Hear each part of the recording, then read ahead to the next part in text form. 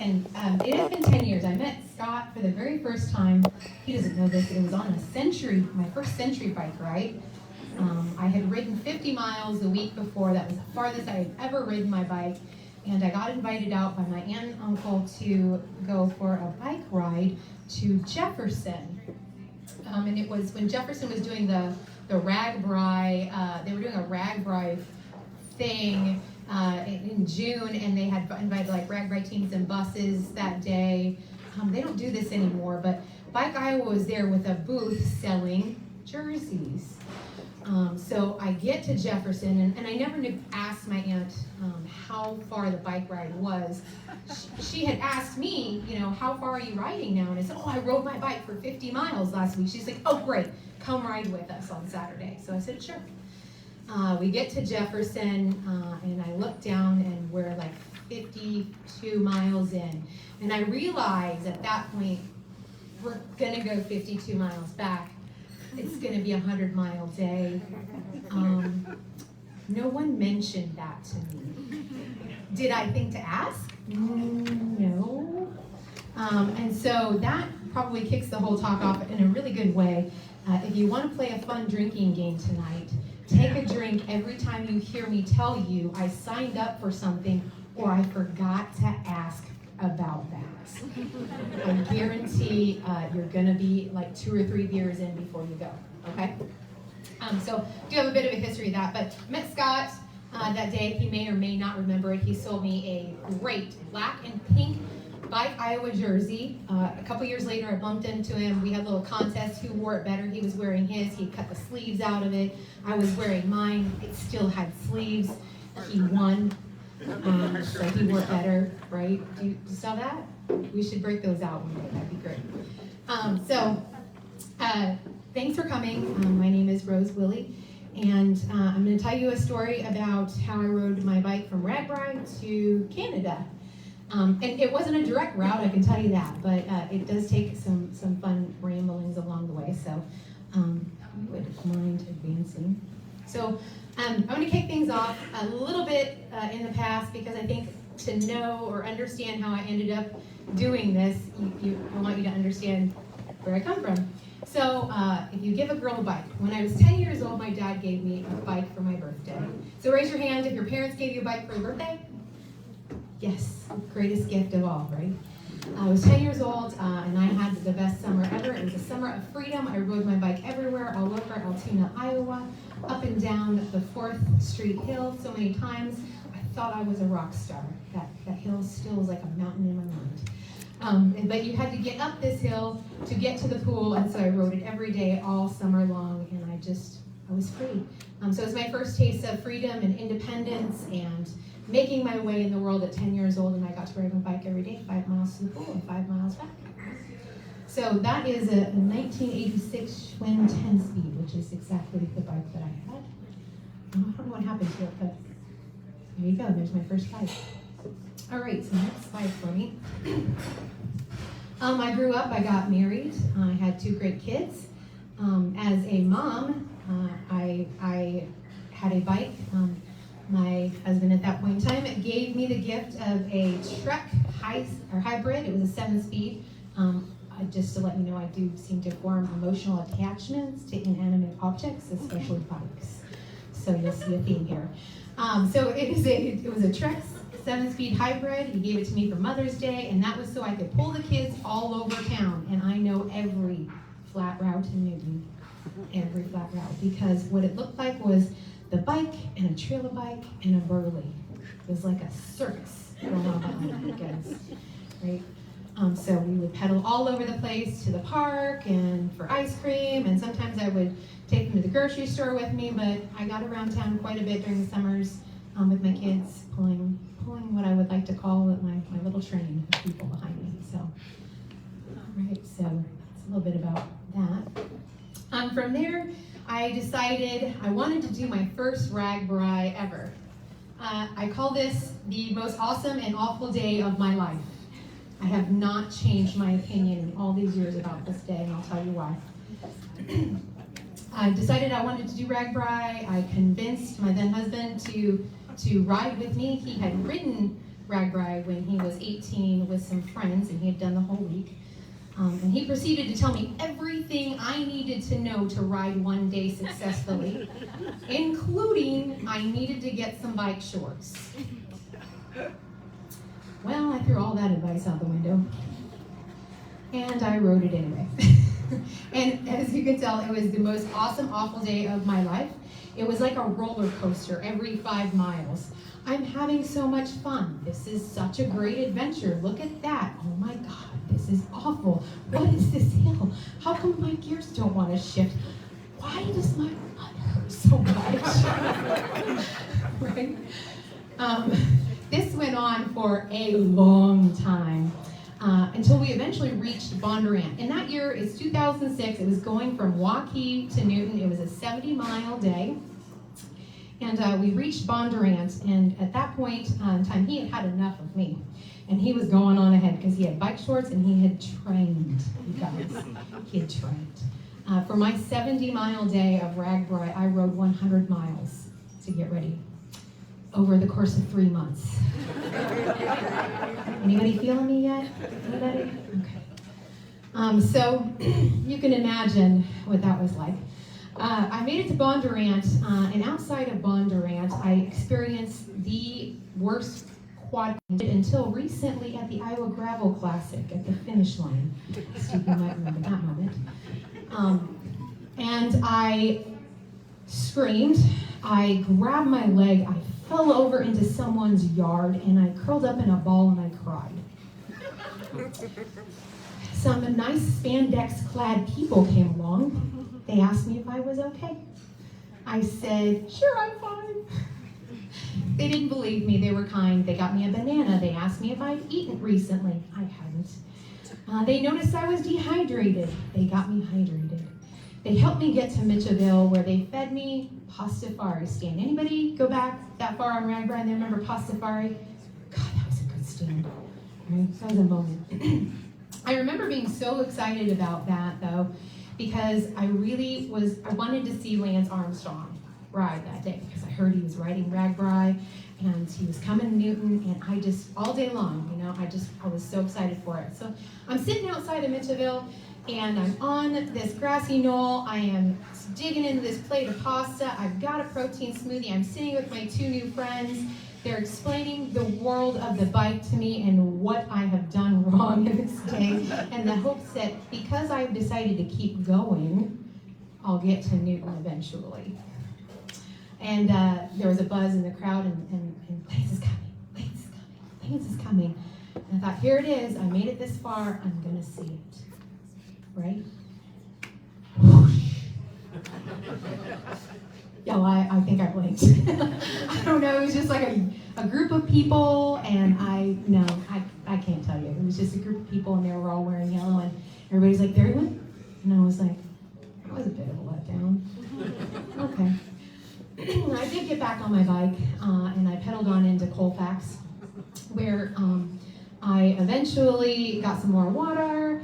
I made it up this stupid hill they routed you through on day 1 on purpose, and I thought, who does this intentionally? And then I made my way down Highway 6 to Newton. Anyone driven Highway 6 in a Newton? Okay. Let me tell you about Highway 6 in Newton. It's like this. Okay. Between Colfax and Newton, it's like this. And then there's like a 4-mile steady grade from the drive-in movie theater up to the top of the hill on First Avenue before it flattens out when you get into town. I was that girl. I was that girl whose husband was behind her with his hand on her back, pushing her up the hill as she cried, coming into town. I was that girl. So I just want to tell you that because I think, I know a lot of people in the room have said, you do so many amazing things, or you're so fast, or they've only known me as I've been for the last couple years, and I want you to know we all start somewhere, and that's where I started. So, all right, next slide.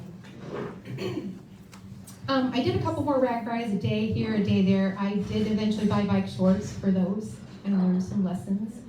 And then I found myself at some point a single mom and raising 2 kids. and rediscovering who I am. And that came with a brand new bicycle, right? Brand new bicycle. So in 2011, I decided I needed to be a healthier me, and I needed a hobby, and I needed something to do with my free time. As kids are going back and forth between my home and their dad's home, and I needed something else to obsess over besides that, right? I need to get out of the house. So I rediscovered biking, and in that process, I rediscovered myself. I walked into my local bike shop. I told him, I want to ride Ragbrai the whole week next year. Here's my 7-speed Trek hybrid. Can you put some road tires on this and like tune it up and anything else that would make this a better experience for me? And he said, I could, or you could try that out. And it was actually that bike right there. I named her the Pink Princess. She was pink and silver and white. I still own her to this day. She doesn't look quite like that. She's gone through some new parts and some new wheels and all kinds of other things, but she's still near and dear to my heart. So, but he did talk me into that bike, and I sold my Trek hybrid and I upgraded. And I proceeded to start riding. My first ride was 5 miles, and I was so out of shape because I actually hadn't ridden a bike in about 2 years that I had to take a nap afterwards, guys. And I couldn't sit on the seat for a week. And I thought to myself, oh my gosh, what did you just do? You registered yourself for Ragbrai, and you can't ride 5 miles. Take a drink if you're playing my drinking game, by the way. Signed up for something, I had no idea what I was doing. But I was gonna do it. I paid my money, I got my bike, this is gonna happen, there's no way out, right? I put myself in that situation. So, move forward with training, I went, right? So thankfully, I discovered some local cycling groups. I discovered bikeiowa.com, which gave me a whole calendar of group rides and people to meet up with and friends to make and new things to learn, and taught me about trails and things like that. That's not a shameless plug, it's actually the truth. So, next slide. I went on to do my first Ragbrai after my first century ride that I got suckered into. And I joined a great team. I don't know if anybody here is from Team Curbside today. Okay. My first Ragbrai team was Team Curbside, and my first Ragbrai was 2012.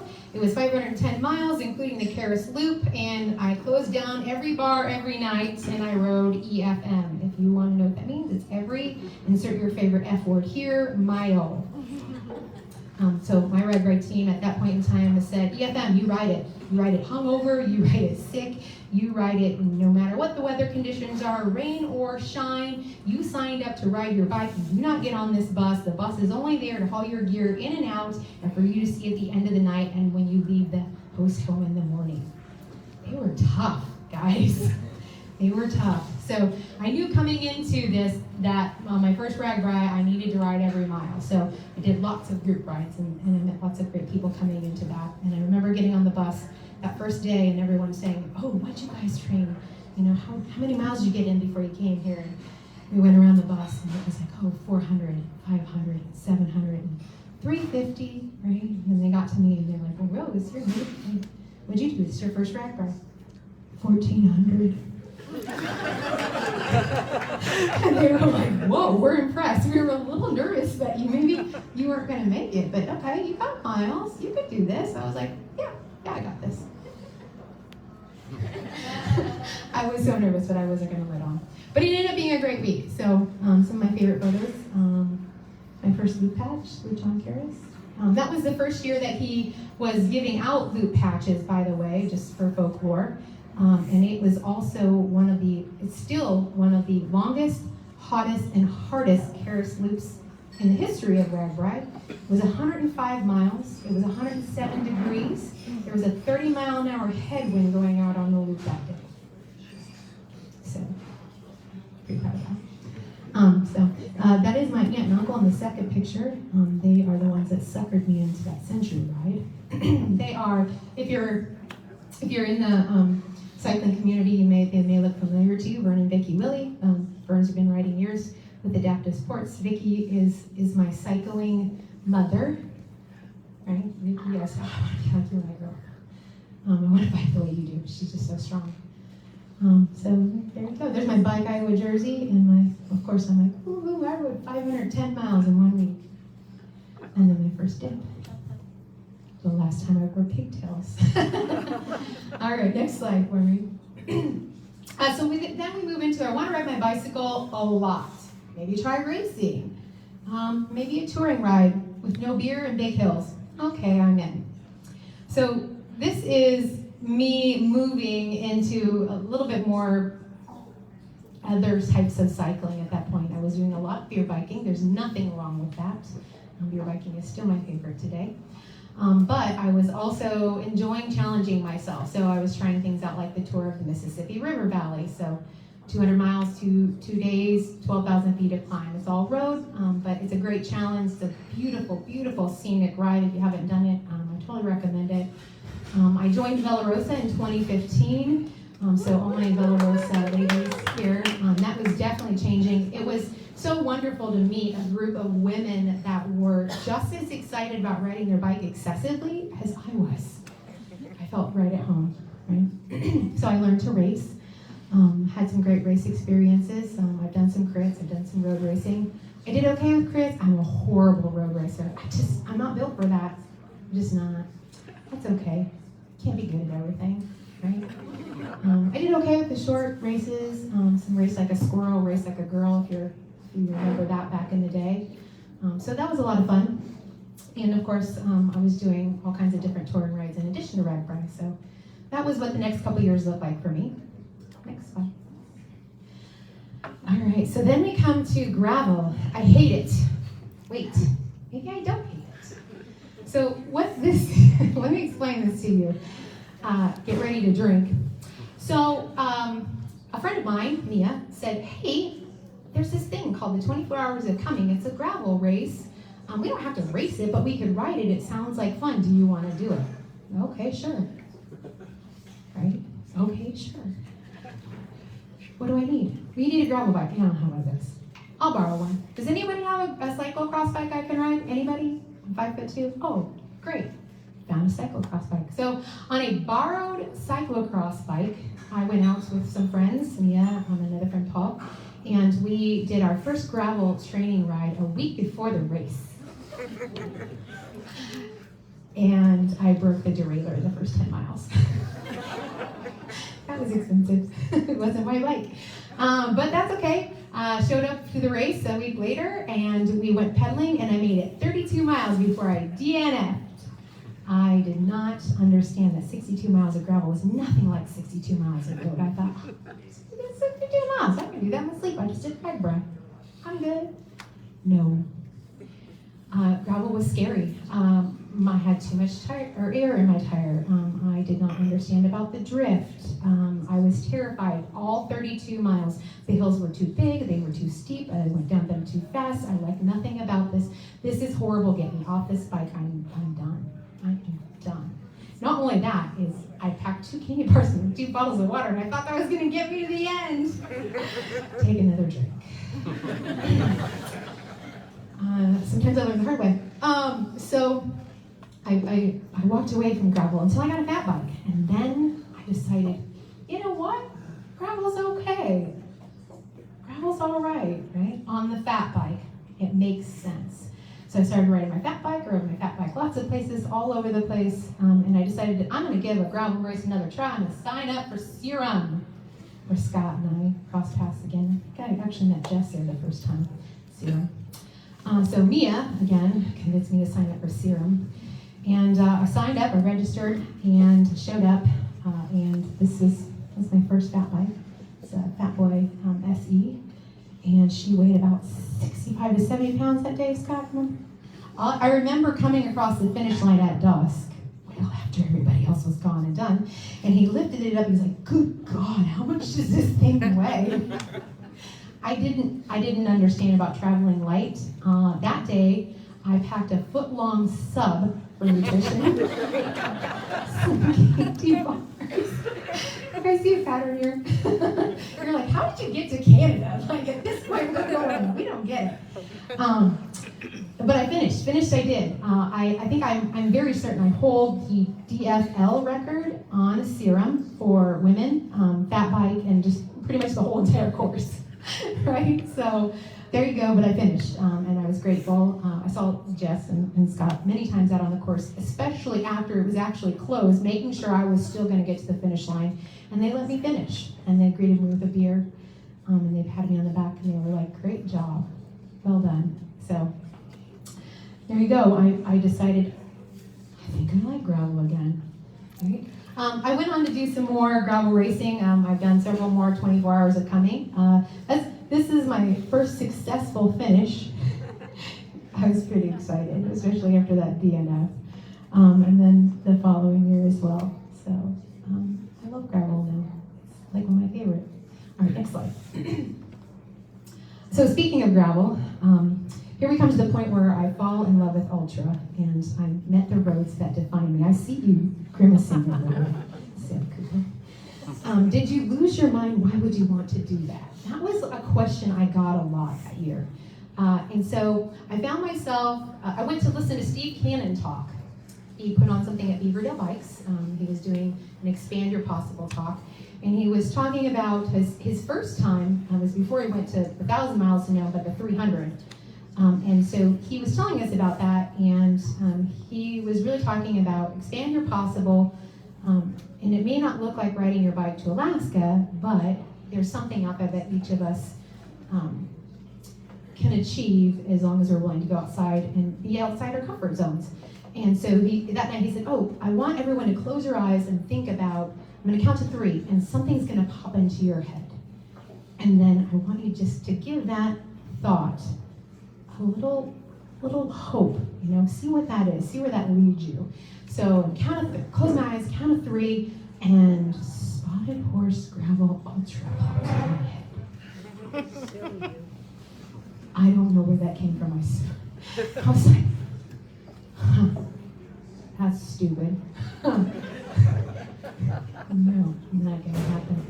All right, okay, so moving on. I went home that night, I got on Facebook and scrolling through the feed, and Spotted Horse Gravel Ultra registration opens today. What kind of stupid sign is this? And then the next thing I know, I had blacked out and I'm staring at a screen that says, congratulations, you just registered Spotted Horse Gravel Ultra 2018. Take a drink. I'm going to take a drink at that. Okay.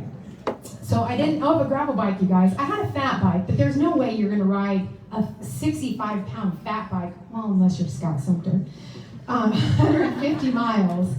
And this, I'll give you credit for that. I've seen it. Okay.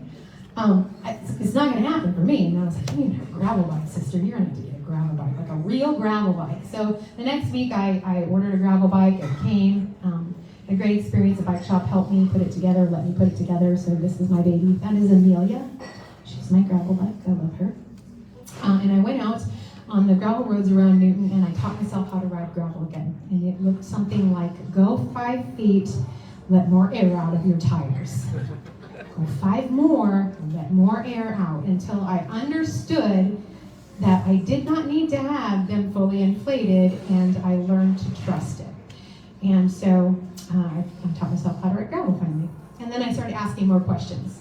And I started asking people about riding gravel and some other tips and tricks and things like that. So that's actually how I ended up with a gravel bike.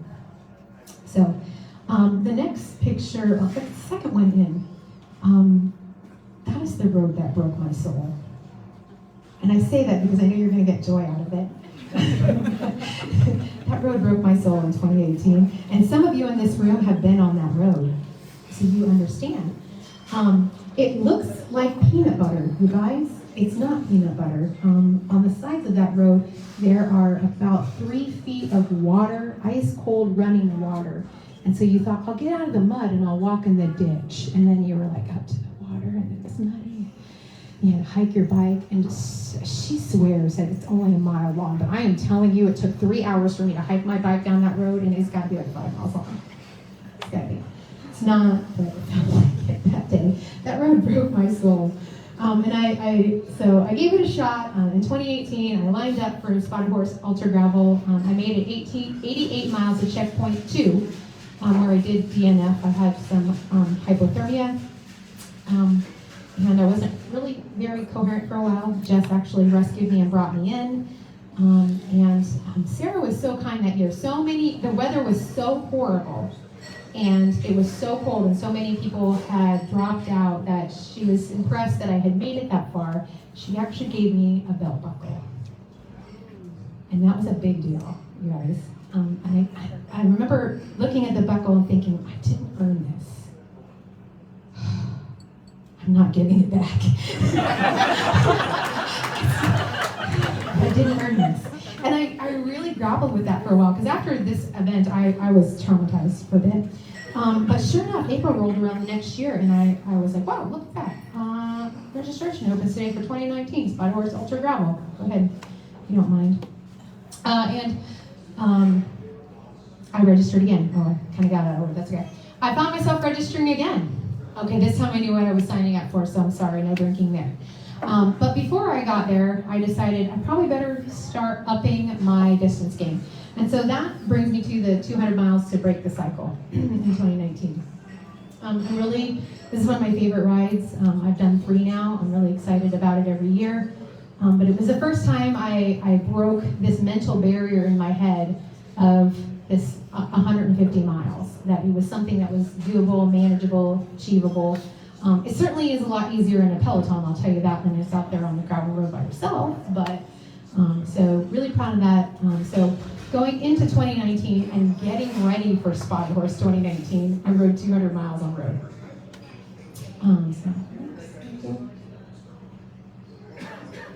Did a couple other things to get ready for Spotted Horse. One of them was get a coach.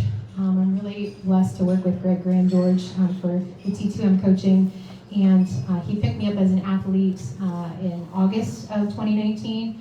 So I got about 6 weeks getting ready with him for my second attempt at Spotted Horse and finishing a big ultra. And I hope the pictures tell a different story. I feel like the 2018 pictures are like, oh God, this is scary. And this is like, let's go. I'm here for this. You will not break me. I don't care what roads you put me on, how muddy they are, how far I have to hike my bike. I am here for all of it. I am not quitting until I get to this finish line. And I'm pretty excited because that's me, the finish line. So you don't see you here off the left. Sorry, I cropped you out, Kristen. Is Kristen. Kristen and I rode, Kristen trained with me the majority of the summer to get ready, and eventually just decided, well, I should just sign up too. And so because we trained together, we were pretty much the same pace, we ended up riding most of the day together, and I think that was a joy, of course. So we came across the finish line together. We worked through all of that crazy shenanigans together. So no roads broke me that year. I gave it back to them and then some, so pretty proud of that. But for me, that was the first moment I could say, I am ultra. Right? Like, I had done 200 miles on the road, but I didn't feel like I could say I'm an ultra cyclist. But after I got done doing that second 150 and I finished, I was like, I am ultra. I earned that belt buckle finally.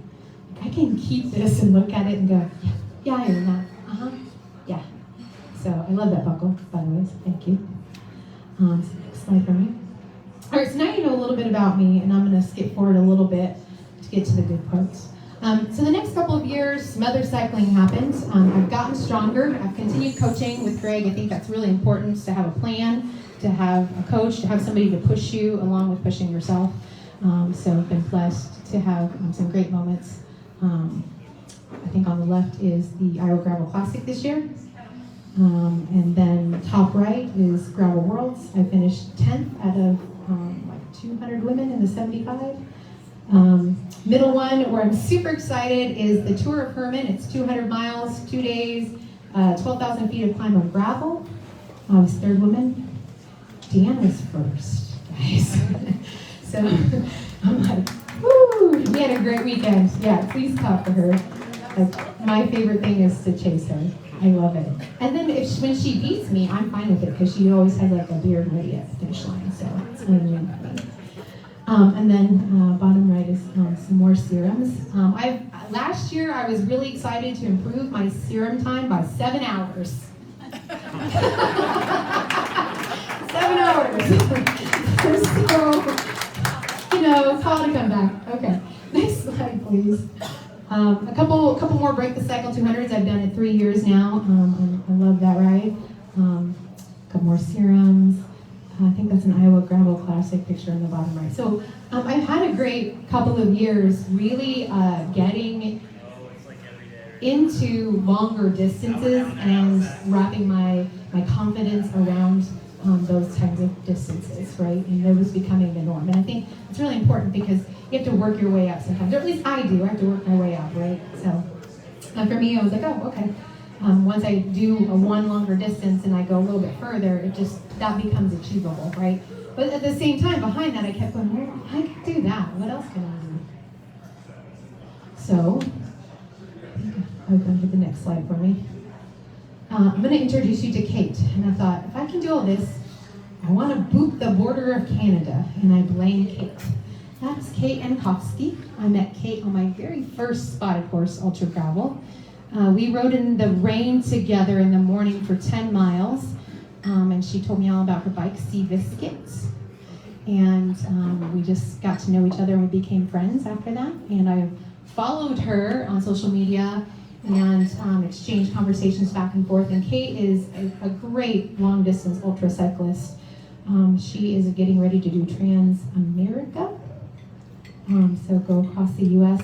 She's done lots of spotted horses. She's done all kinds of ultra distance things. Trans Minnesota, 1,200 miles, just some great things. And I've been watching Kate, and Kate had done something called the North Star Bicycle Race for the last couple of years. Kate is the second woman to start and finish the race and complete the course. So she'd done it 2 years. And I've been watching her, and I thought, I think I want to try that. I'm really inspired by Kate. I've watched her do this race the last 2 years, and I think I want to try that. I think I want to boop Canada. And she calls it booping Canada because in all of her pictures and photos, she'll go up to the border and take a picture, and she's going, boop, like she's touching it. I'm just going to boop it. So I blame Kate. So next slide. So let's talk about the North Star Bicycle Race. This is the big important part. But thanks for bearing with me as we talk a little bit about the backstory. I think it's important to know where I came from. So thanks for indulging me. So I hope you found that relatable. The North Star Bicycle Race is a 630-mile out and back attack done in the unsupported one-stage style. No entry fee, no merchandise, and no meetings. There is no max entry to hype and no wait list to watch. The North Star is a racer's race complete with no control points and no prizes. Stuff about bragging rights right there. You go from St. Paul, Minnesota to Cannon and back. The course includes a little over 13,000 feet of climb. It's defined as a battle by bicycle. I would agree with that statement. But I read that last fall, and I thought, yeah, I want to do that. Sign me up. And again, next thing I know, I'm looking at my email box, and I'm getting this response back, hey, thanks, glad you're in. We've got you set up for next year on the roster. And I'm like, huh, I don't remember sending that email, but okay. I think I have these blackouts. I don't know. Next slide for me. Just some other things about the route you may or may not find interesting. It utilizes the North Star Bicycle Route. It's also known as Bicycle Route 41. You start and finish in St. Paul, Minnesota. It combines existing roads, mixed-use paths, and trails, and it creates a route that winds the way through some of Minnesota's most beloved and popular locations. Nearly half the route is on the state and regional trails, and it passes through 2 nationally recognized bicycle-friendly communities, Duluth and Grand Marais, and then many other cities with small town charm, which is completely true. They're adorable. The 41 passes through 2 national parks, the Mississippi National River and the recreation area, Grand Portage National Monument, and then connects to 9 state parks and the Superior National Forest. Oh my God, the eye candy, right? Just, I read that and I was like, oh, it's gonna be pretty. Roughly half of the route closely follows the north shore of Lake Superior. And then, so basically it's 315 miles up and then all the way back, right? So a little bit about the route. This is open to the public. You can bike pack it. You can ride it at your leisure. It is a beautiful course. I loved every minute of it. I did not mind the roads at all. You'll see some photos of the side of the road is hugely wide. It's like a whole other lane up there. And so I just felt really comfortable, even with cars on the left, because there was just such a big buffer between me and them. So that was nice. Next slide, please. So let's talk about ultra training and preparation. So you guys, obviously, I learned a lot of lessons along the way of what not to do. But I had a lot of fun with it too. So this is what the 12-month period looked like for me. I threw some other numbers in there. If you're a numbers person, great. If you're not, okay. But the big deal for me was the 6 to 8 weeks leading into September.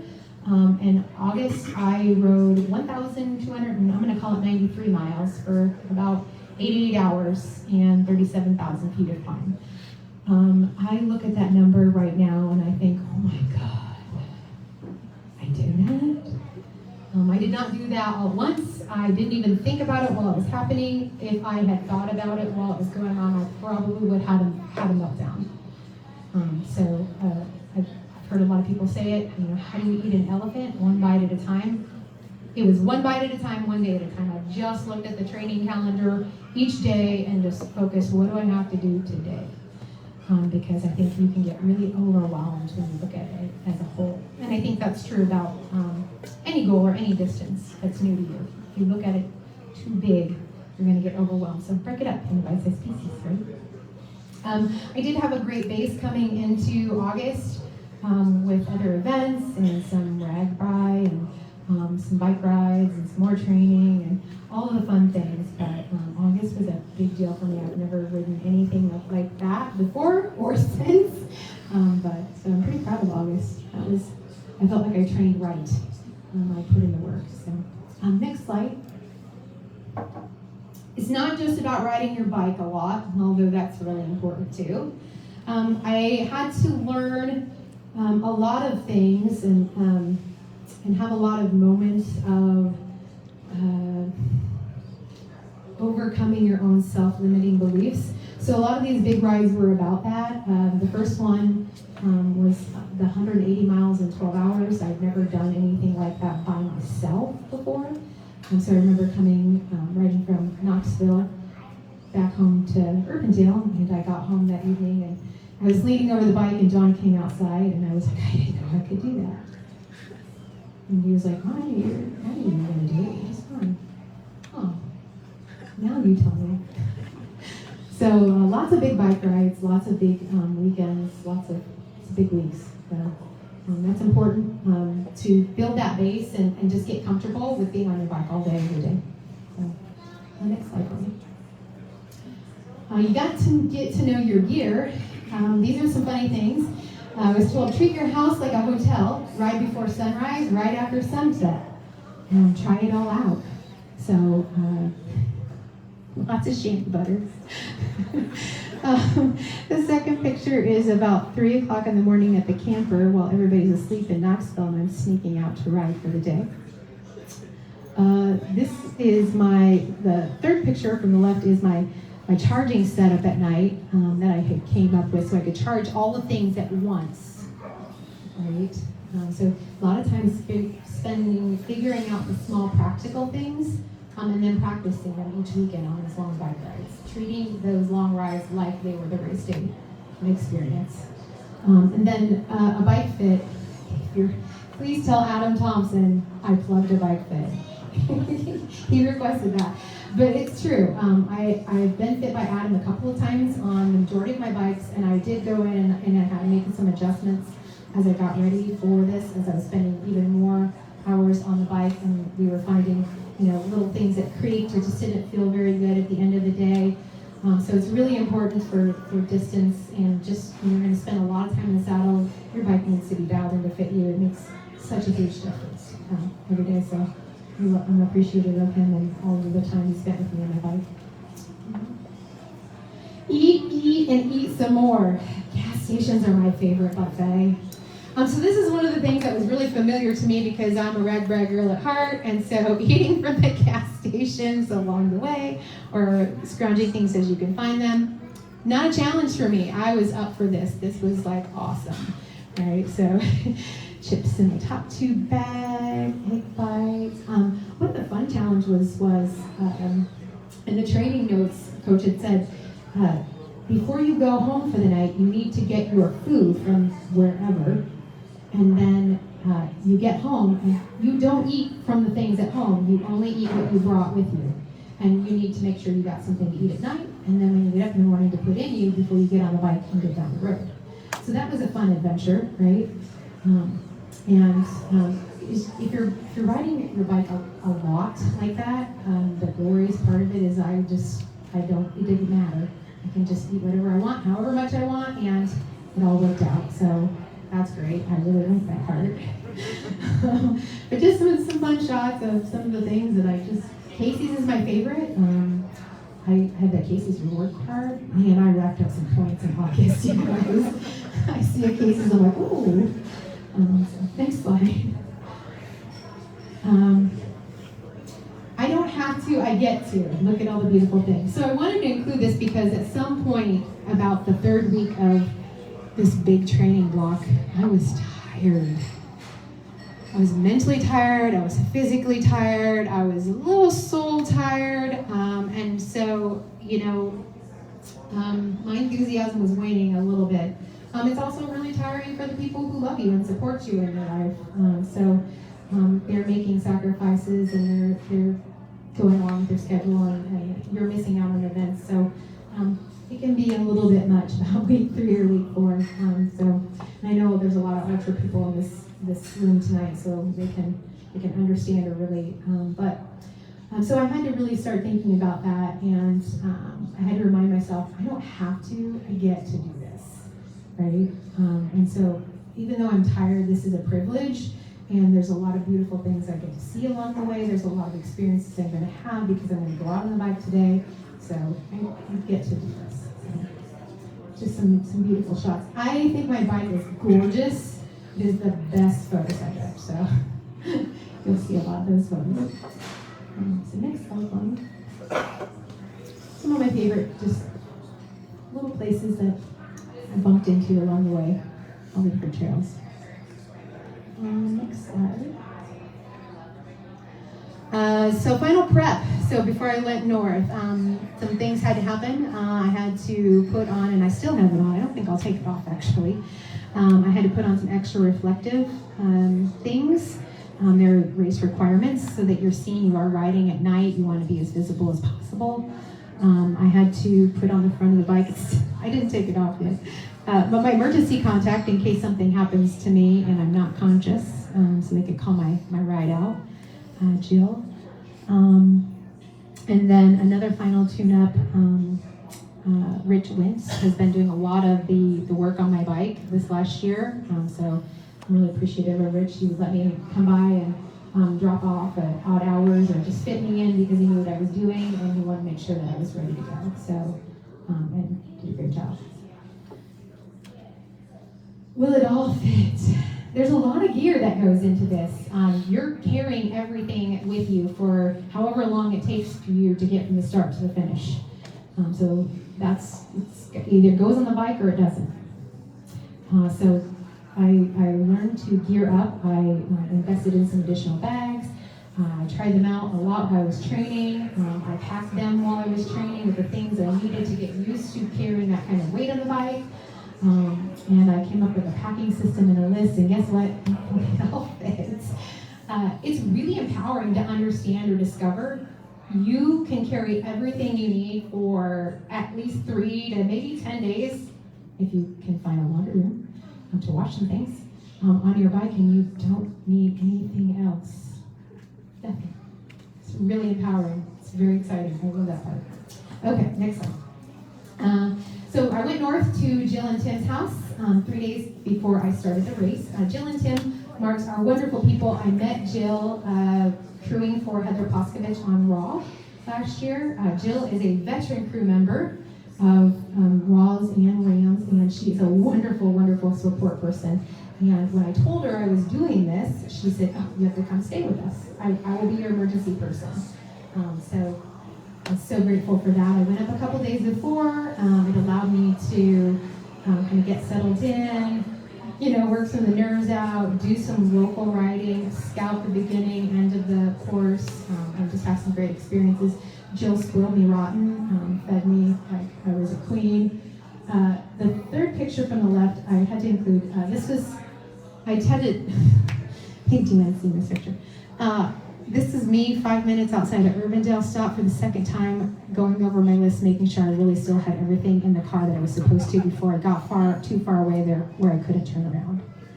And then going, "Oh my God, get it together, Rose." While I was there, I got to do a little bit of fun riding with Jill. Jill's husband on the left is this 508 jersey. He is a really accomplished rider. He was a hoot. He took me out for one of my last longer rides. I think it was like an hour and a half that day, a couple days before the race, just to go out and shake my legs out and keep him going. And he really put the hammer to me. Like, he was like, "Oh, I'm gonna see what you got." And so that was the fastest, I think we did 35 miles, and I had never ridden 35 miles that speed ever. And when we got done, he kept trying to drop me, and I was like, "Oh, you know what? No, it's not going to happen." And so then I ended up dropping the hammer on him a little bit. I was pretty excited about that. And at the end of it, he said, yeah, I think you're going to do okay. And I was like, "Oh, good." But he's a really accomplished rider. He's done some 508s, which are some ultra distances and a couple other things. So I felt like, I got a little bit of a blessing from the guy, and he was impressed. So, okay. Next one. So welcome to I Am Officially a Dot. It's my favorite mug. It goes everywhere. I got it as a gift. That's me. This is the morning of, about 4 a.m., putting my dot on. We loaded everything in the vehicle the night before so that we could just get up and go. And so the bike was fully loaded and it was loaded with the vehicle. I'm ready to get the party started in the next couple of pictures. And I'm pretty excited. In the middle are Joe and Tamara Curry. They are some Ragbrai friends who live in Minnesota. They came down to see me off. So that was a wonderful, wonderful surprise. And then John Jarvis, great ultra distance cyclist, super nice person. I kind of felt like it was a great day. And then there's my bike at the start, all bagged up and ready to go. All right, next slide, please. So this is day one. So just some fun photos here. If you know me, I love a good bike selfie. So there's going to be a few of those. But I was always in love with this course. It was just eye candy everywhere. I knew the whole time on day one I'm racing, but it was a delight to see the scenery, to just, if you can go up there and ride your bike just for fun, just do it. It's just beautiful. So far right was 30 miles, and that's the 30 minutes I led the whole race. Okay. So, that was special for me. So next one. So just a couple snapshots. Other than this one, which there was a selfie station, I had to stop to use the restroom. There was a selfie stand already in the side of the trail. So most of these are while I'm riding, or it was already a planned stop, right? So I am racing, but I'm also going to take some photos. Most of them are while I'm moving though, except for that. So the scenery is just stunning. The trail was beautiful. The North Shore was lovely. The weather was fantastic. We started in like the 40s and it was the 50s all day. It was just comfortable and sunny.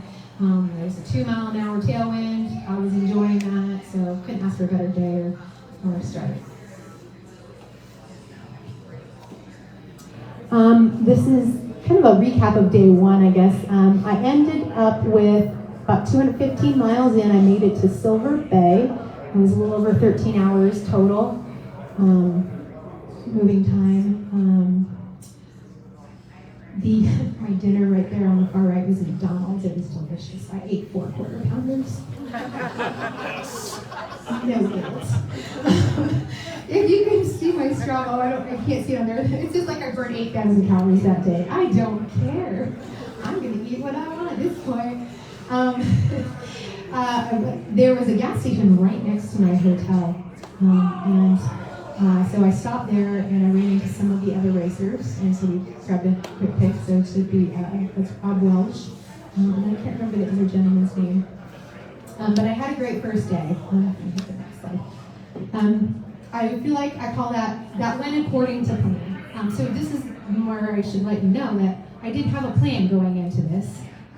My plan was to ride about 215 to 220 the first day and evaluate. I knew the 100 miles from where I was up to the border of Canada was very remote. And I also knew that after 9 p.m., for 100 miles, nothing was open. Absolutely nothing. This isn't like the Des Moines Metro, or this isn't like Casey's that stay all night in Iowa. This is Minnesota. Nothing is up there, and nothing is open, okay?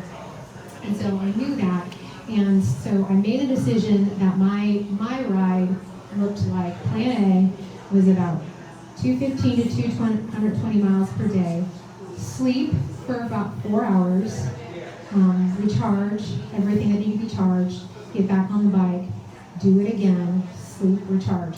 So my original intention was to get to Silver City, day 2, go up to the border and come back to Silver City, reuse my room, and then finish on day 3. Right? So I had a plan, just so you know. I didn't win this. I grew up. So then it moves us into day 2, when plan A, B, C, D, E, and F fail. All the plans fail. You make it up as you go along. If you were following along on Facebook while this is happening, this is what 3:30 a.m. looked like. You guys, I'm so joyful. I saw that sign and I thought, I'm doing this. I'm really doing this. I'm having this moment. I cried. Not gonna lie. At 4:30 a.m., I cried some more. I'm at a gas station on the curb. There's a hole in my tire in my rim. I'm bleeding. That escalated quickly. I did not expect that. I went 5 miles after the Canada sign, and I was coming out of Silver Bay, and there is a lot of downhill. This community has ore mining, so there's a lot of big truck traffic. There's an ore plant, and yeah. So I was coming out of the town, down this big hill. It's dark, it's joyful. I'm just bombing it. I'm bombing this hill. And I hear a loud explosion, and then I'm laying in the middle of the road.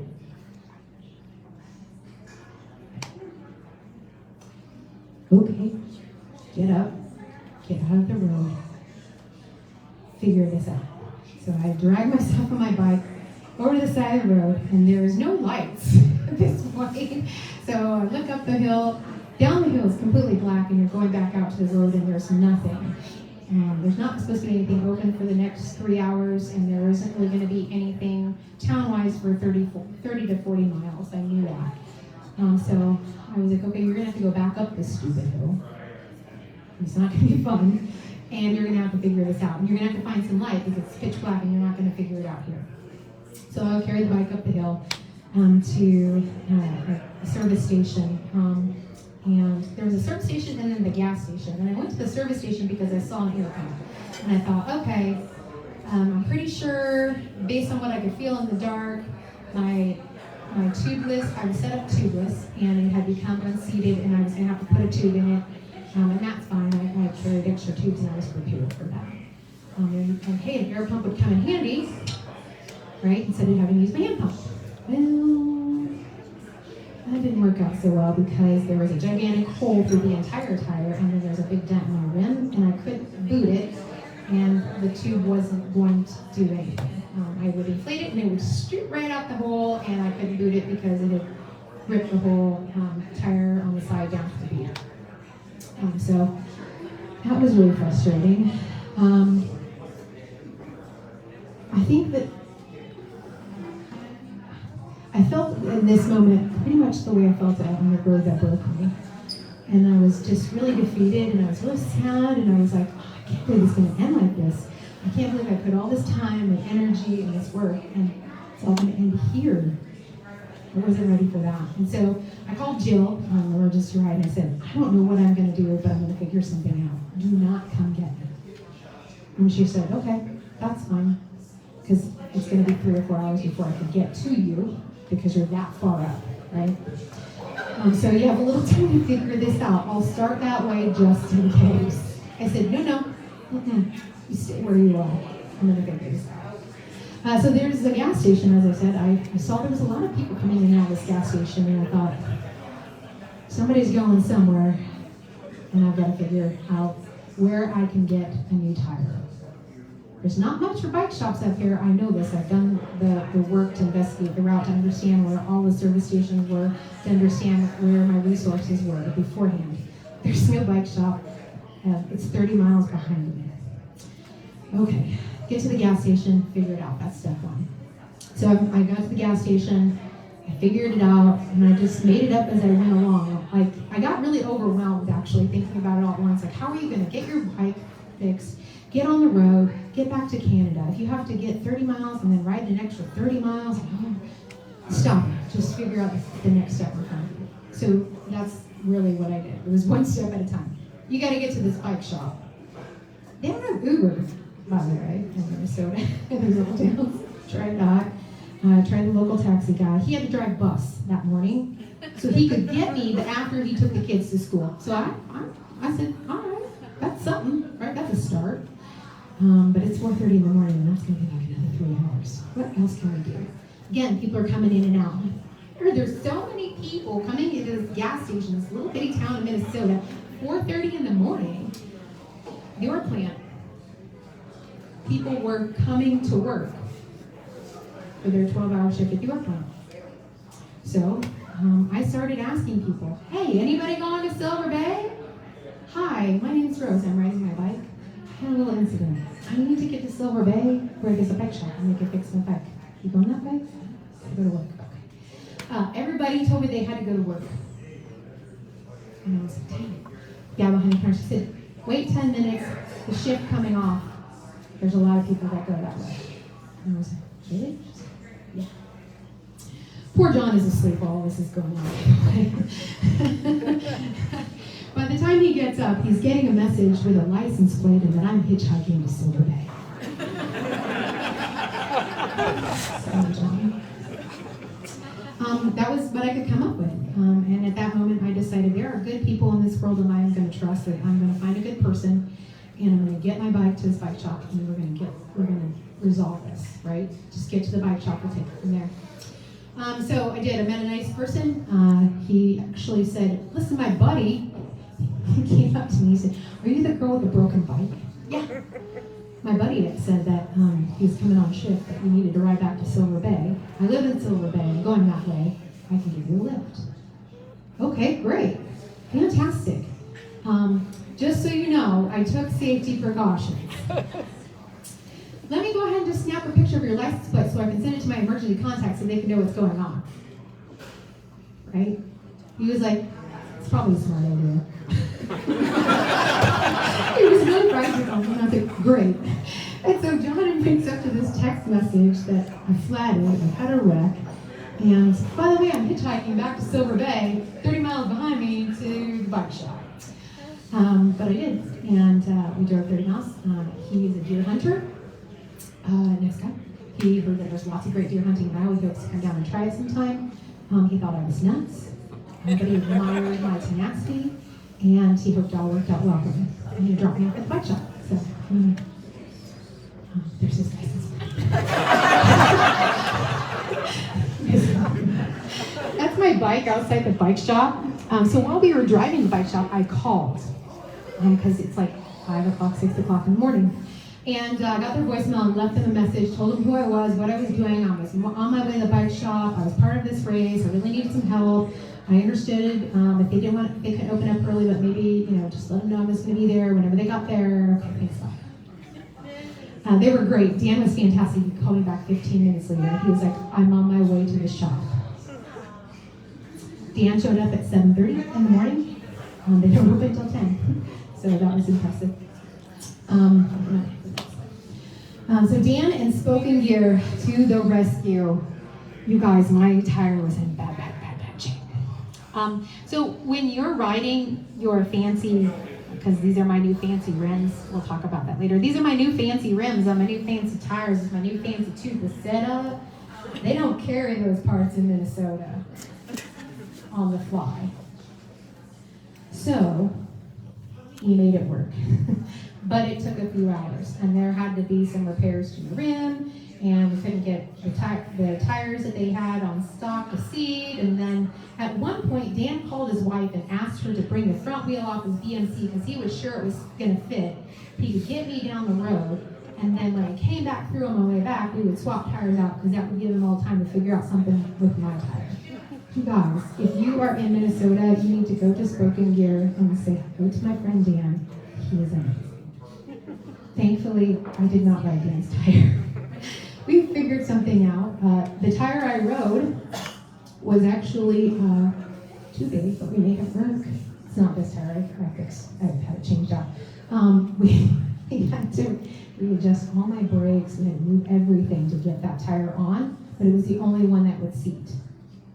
So, we made it work.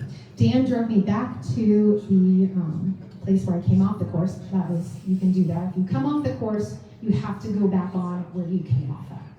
So Dan drove me back to where I came off at to make sure that I was following the rules and got back on the course. So, I'm on the road again, which 5 hours elapsed between the time I wrecked and the time I got to go forward again. It's a lot of time in a race. It was really frustrating.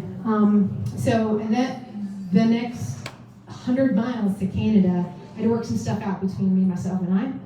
And I decided to focus on the fact that I was still on my way to Canada. And I didn't think that was going to happen at 5:30 in the morning. So just be positive and be excited. So that's Mount Josephine. It's a great climb. It's like a 5-mile climb. And then you go 5 miles downhill to the border, and you're so excited on the downhill until you think, might have to climb that on the way back again. Mount Josephine, no one told me about that. Okay. Just a couple of little scenic things along the way. Now, for waterfalls. Those are just gorgeous. I mean, the size, the picture doesn't do it justice, but the size of the side of that road is huge, you guys. And it is clean and it is smooth and it's just great. So I really enjoyed that. So I get out to Grand Portage. I did not know about Mount Rose, but I really hope I get to go back one day and hike the Mount Rose Trail up to the summit. Here I'm at Grand Portage and bippity boppity. Okay, so that was exciting. It's a good point. Okay, next slide. So I guess I should turn around now. I gotta ride 315 miles back. But I'm missing some lights. I'm making it up as I go along, and then we're gonna hang out in Grand Marais, and I end up riding into a store. So, go ahead and next slide. Grand Marais is on the way back. Of course, I've already passed it once, but as I was coming into Grand Marais, I was getting a lot of alerts about storm and weather, and I was getting some text messages from some wonderful dot watchers that were worried. What decision are you going to make? And after I pulled off on the side of the road a little bit, and I looked through the weather and the app and everything that's happening, and I decided, okay, if I can get to Grand Marais, I should be able to beat the storm before it hits Grand Marais, and then I can weather the storm out, and I'll get up real early, and I'll make a run for it, right? Make a big push. So that's what I ended up doing. So it was about 58 miles short of my intended goal of getting back to Silver Bay that night. But I did roll into Grand Marais about 8:30, about 15 minutes before the storm unleashed. That storm apparently had spun up tornadoes and hail, and at the airport earlier that day in Minneapolis had actually blown planes off the runway. So it was a big deal, and I just decided it wasn't worth it. I was going to just be safe. So I holed up in Grand Marais, and a little Aspen Lodge at the Star. It was great because the subway was right next door. So I got Subway for dinner, Subway for lunch, Subway for breakfast. I don't actually ever get tired of Subway, so Subway. Good stuff. And I stayed there, and so I was, I think it was from 9 to 2 o'clock in the morning. So got up I was on the road at 2:30. It was light rain, drizzle, so I put on all the rain gear and my Pogi lights. Thank you very much. And I started pedaling into the storm at 2 o'clock in the morning. And I noticed some lightning in the distance, and the rain was starting to pick up, and I pulled up the radar, and I realized, oh, there's a second wave. Well, you're out here now, sister, so you're just stuck. It's 3 o'clock in the morning. I am pedaling down the North Shore. It is pitch black out. There are no lights, and it is the most beautiful thing in the whole wide world. I cannot explain it to you. It was stunning. It was gorgeous. There is not a car for hours or miles. I rode down the middle of that road like I owned it. It was great. And I thought, you should be scared. Are you too tired to be scared? No, you just slept right on. You're good, actually. This is great. This is amazing. This is, holy smokes. I really feel sorry for anybody who doesn't get to have this experience right now. This is wonderful. So that's something I really love about Ultra is because I've been doing this, it puts me in scenarios that I would never normally be in, and there's just so much beauty in them that you don't know you're missing it. So 3 o'clock in the morning in a storm, I will always remember the sound of the North Shore. It was literally just right over here, the waves crashing and the rain, and riding down the middle of that road was awesome. So I love it. As I rode down the road, you have this is all being done on a GPS tracker, so you could follow my dot, and I could pull up and see where other riders were, and I had a lot of riders got stuck up in Grand Marais because of the way the storm came through. There was a line, and if you got in front of it, you got in front of the storm, you were okay, right? But if you didn't hit it at a certain time, you got stuck. A whole bunch of us stuck up there because of the storm, and I didn't make that break, and it was wonderful.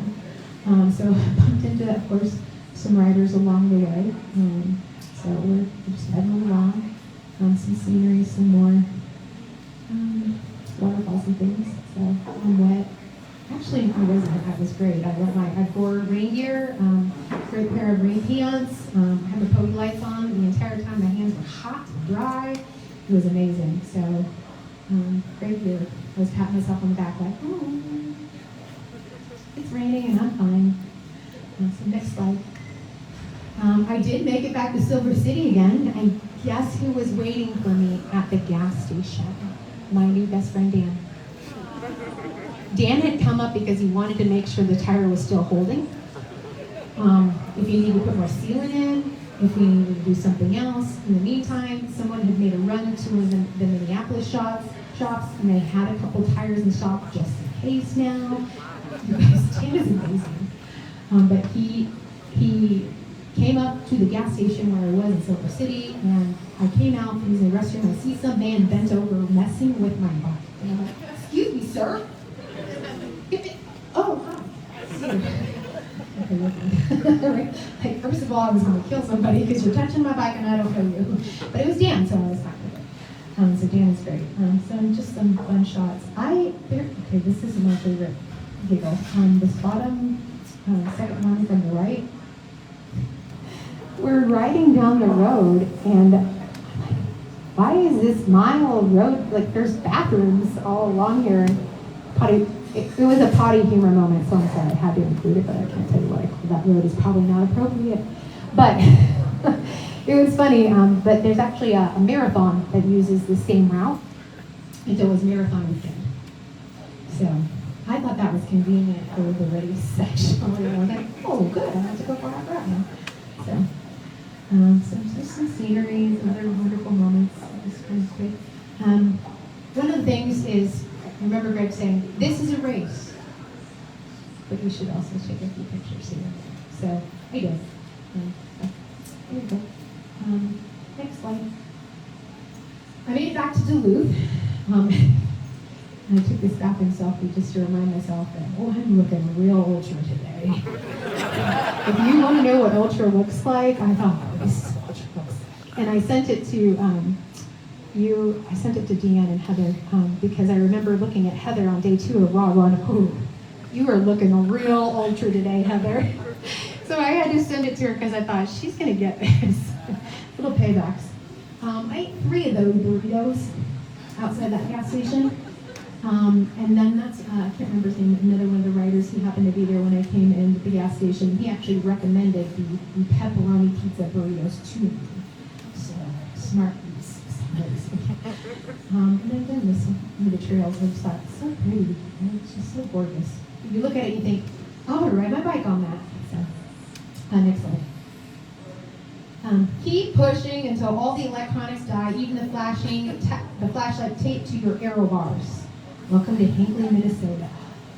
So when I wrecked, I did not realize it until I was already at the border, but I lost the light. You'll see on my setup I've got 2 underneath. I lost the light and didn't realize it. So I came right outside the border. There's a gas station, and I realized it, so I bought a small flashlight. And I had electrical tape, and it was taped underneath my aero bars as my second light backup. And I had decided, because I had already lost 58 miles, I was already, the 5 hours off the bike cost me missing the cutoff for the weather, so that cost me another 5 hours. But I realized I was gaining on the next woman. She was within 20 miles, and I was like, we're still racing, there's a lot of miles left in this sucker. I'm not gonna stop pushing now. So I decided I was going to make the biggest push I could, and I was going to keep going until all the electronics died and ran out of juice, including the flashlight that I taped to my aero bars. And I did, and that happened in Hinckley, Minnesota, about 24 hours later. So about 2 o'clock in the morning. I had to put this in here because I saw this quote right before I took off for my race, and I think Sarah, you had just finished up your race. And you posted a picture and you wrote, you haven't lived until you put on everything you have on the bike and curled in your emergency belly. Next picture for me, or next slide please. Right there, the thumbs up with I have every piece of clothing on the bike on me right now. All the rain gear, all the wool, everything. And I'm curled up in the corner outside the fire station in Hinckley, Minnesota at 2 o'clock in the morning, plugged into the one outlet that works, charging all my electronics back up. And I thought, I think I'm living right now. I think this is it. Yep, this is it. So I had to take a picture because I was like, you know what? I am. This is an adventure. I was not sad. I was not frustrated. I was frustrated, actually, because I really wanted to keep pushing. And I was feeling good, and I was feeling strong, and I was wide awake, so it was really frustration for me. So eventually some firemen came along and let us in to get warmed up, and the charging of all the things went much quicker than because we had an outlet. So we pushed on. This is my favorite middle photo. This is the hot dog buns and pretzels that I ate for 8 hours. So coming into the overnight last night, I was having some stomach issues. I think it was the pepperoni burritos and the 2 Pepsis and the sour gummy patch.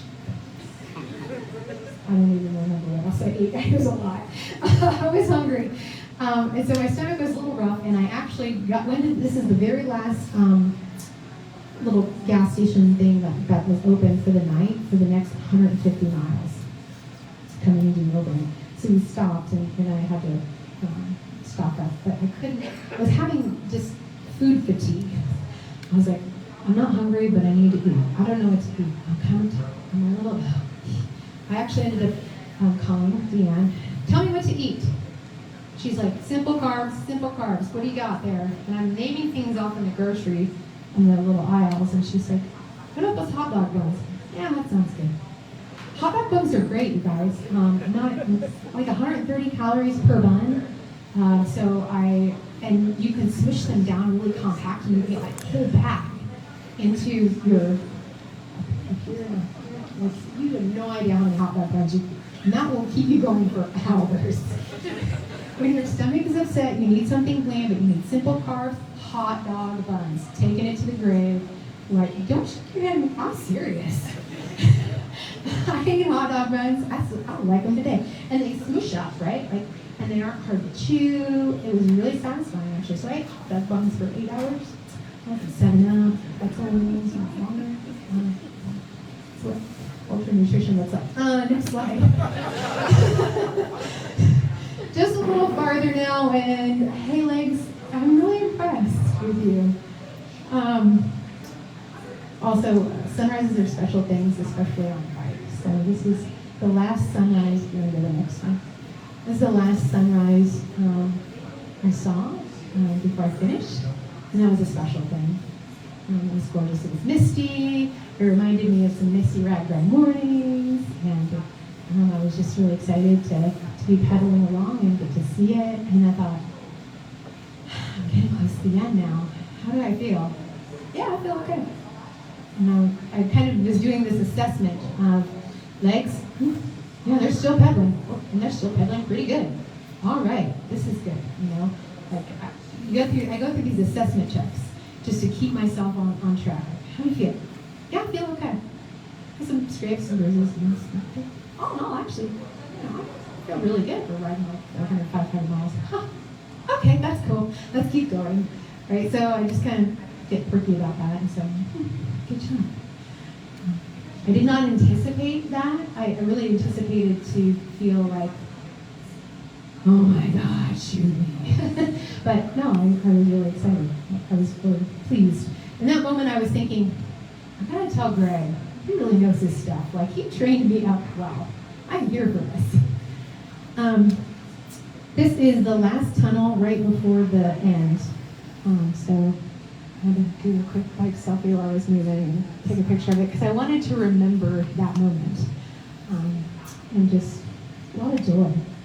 I was just like, I can't believe it's almost over. I'm ready for this to be over.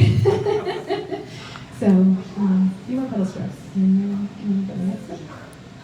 Ta-da! I just booped Canada. 630 miles.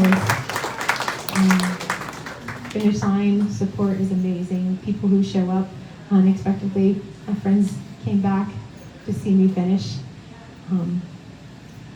Jonathan and I rode a lot together the last day. Jonathan actually had major equipment issues. When I was struggling with some light issues, he helped me out, and then he lost all GPS and all kinds of issues the last 24 hours. So he was following me. So we worked together. Kate came out to see me at the finish, so I remember I was there because Kate made me do this. No, she did. But Kate inspired me to do this. Jill took wonderful care of me at the finish line. There's a fantastic blanket my friends sent up for me to have at the finish line, so that was so sweet. I love that blanket. And then the next slide. So numbers. If you're interested in numbers, and this is what you geek out on, the last time was 3 days, 5 hours, 26 minutes, 0 seconds. Oh, that was me. Moving time was 2 days, 11 hours, 56 minutes, 43 seconds. Stop time over the 3 days was 17 hours, 29 minutes, 17 seconds. I liked I'm just going to be honest, I liked in my head remove 5 hours off that number because I'm like, oh, stop time that I was responsible for. It doesn't change it, but it's just something I do to make myself feel better. And then race time was 77 hours, 26 minutes. 28 people started, 23 finished. In overall placement, I was 9th overall. I'm the 4th woman to start and finish the events in the event's history.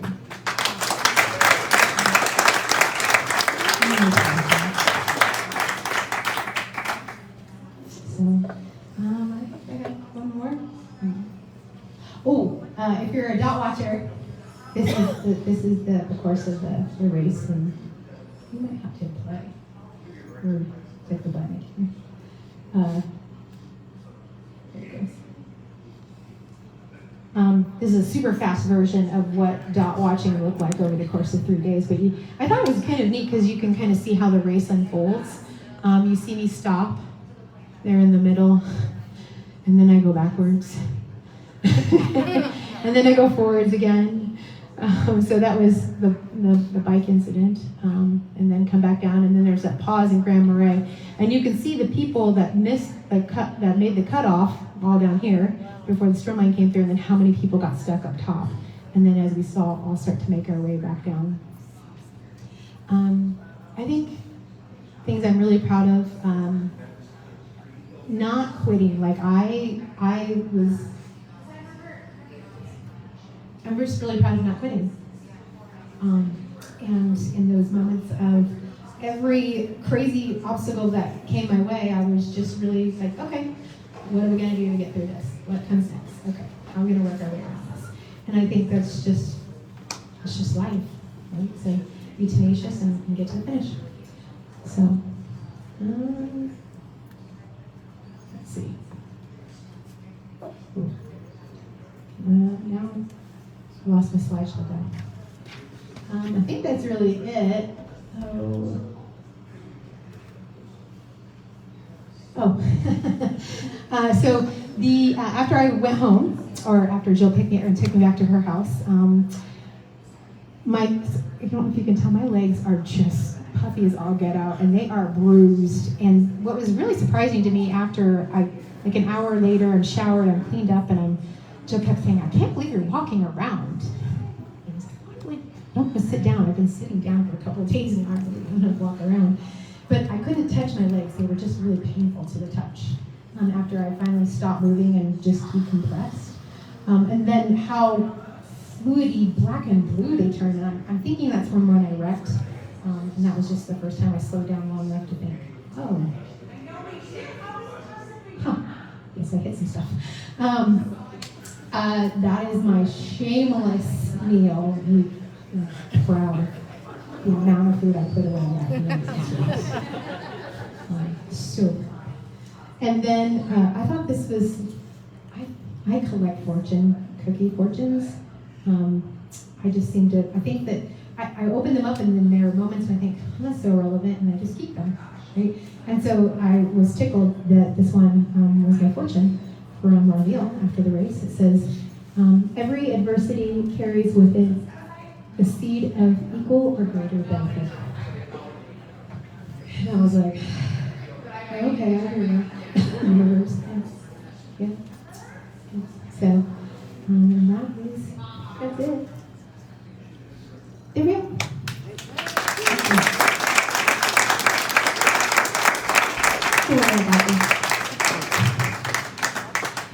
Any questions for me? I hope I didn't go too far over. I'm sorry.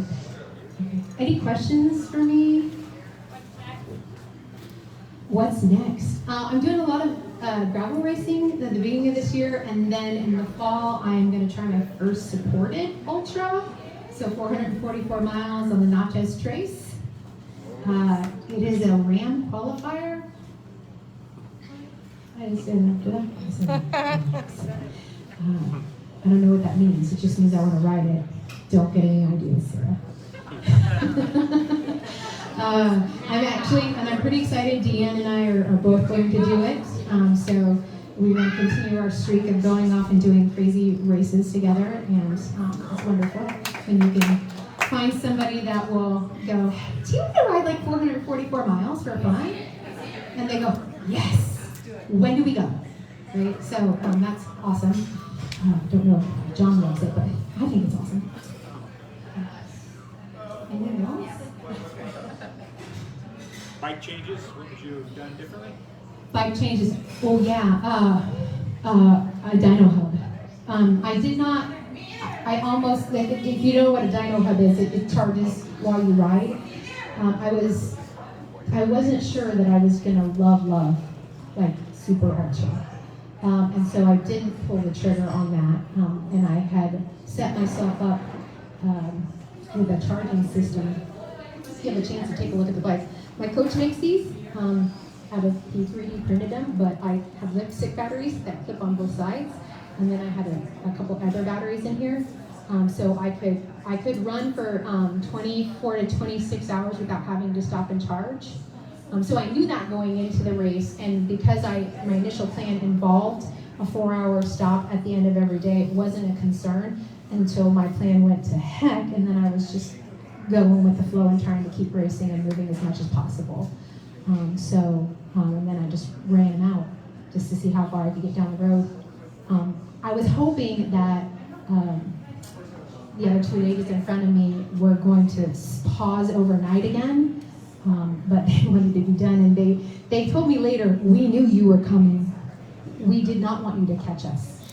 We realized we had been given a gift with you being off the bike for 5 hours, and we were going to take it. So that was probably one of the nicest things anybody ever said to me. It was like, oh, you guys. They're like, oh, no, you beat us on day one. Big time. We gave up until we found out that you were off the bike, and then we both rallied. And I was like, oh, that's so sweet. I'm glad I pushed you. Right? So that was awesome. But I would get a dyno hub. I'll get a dyno hub. Anybody want to know I need a dyno hub? Okay, I'll work on that. Dyno hub. Yeah. That would be the only thing I would change. Everything else worked perfectly. Yeah. Any others? I have a question. Yeah. Well, first of all, just great talk, and I'm so glad you stopped and took pictures. You gave us really a glimpse into what this was like. So I think I will not to do that. This is a dumb question. I'm curious what you meant by the phrase "treat the hotel." Treat my home like a hometown. Yeah, I'm just curious what that means. John hates this. I did not use things at home the way I would use them at home. Like I treated the house like it was a hotel, meaning I didn't use the refrigerator food. I didn't cook things. Like it literally was learning to have an experience on the race. And so it would be it would be stop for food at a gas station or wherever, load my bags up, go to the house, take the electronics off the bike, plug them in, get them all set up and charging, eat what I brought, clean up and take a shower, go to bed, get up in the morning, get my clothes out of my bag that I packed for the weekend in the truck bag, put those on, eat what I brought with me and get out on the bike and then go again. So that when I was in the race experience, I knew how long it takes me to get ready in the morning. I established a routine, and I tried to do that routine over and over again every weekend when I would practice it, so that when it came to the race experience, when I was fatigued and tired, things happened automatically without me having to think about it, which made me more efficient. Got it. Makes sense. Is that hard? Yep. Ultras, I learned, is about efficiency, and I know there's a way more smarter ultra people in this room than me, but my big takeaway was about doing everything as efficiently as possible. So if you have to stop your bike for some reason, then you assess and think about 3 other things you can do in that moment that would prevent you from stopping 5, 10, 15 miles down the road. So, yeah. I'm not normally that efficient, actually. I'm really kind of slow. But in these experiences, I can rise to the occasion. I really enjoy it. So, good question. he would make fun of me. He was like, what do you mean treat the house like a hotel? You do that every day. And cool. If you would like to stop and look at my bag setup, I know some people have asked me about bag setup or equipment or where things were at. I have some printouts about my checklists. I had my route notes. I made an Excel sheet that I carried on my phone that was a mile by mile track of everything that was open in all the different towns and all the different emergency facilities, so I could pull it up to my phone and use it as I needed it, up and down the whole course, packing lists. So yeah, feel free to stop and ask. But thank you from the bottom of my heart for coming and listening to my story and letting me share it with you. I hope it inspires you in some way, shape, or form. And if it didn't, at least I hope it amused you for a while. So, and it was better than hanging out at home for the evening. So, thank you, Scott. Thank you, Jen.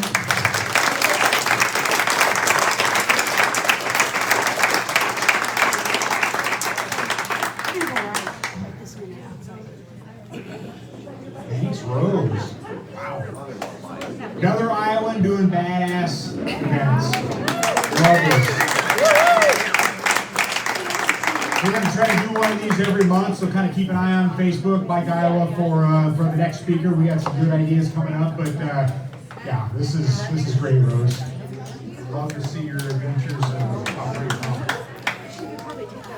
Thanks, everybody. Grab a beer. Stick around for a while.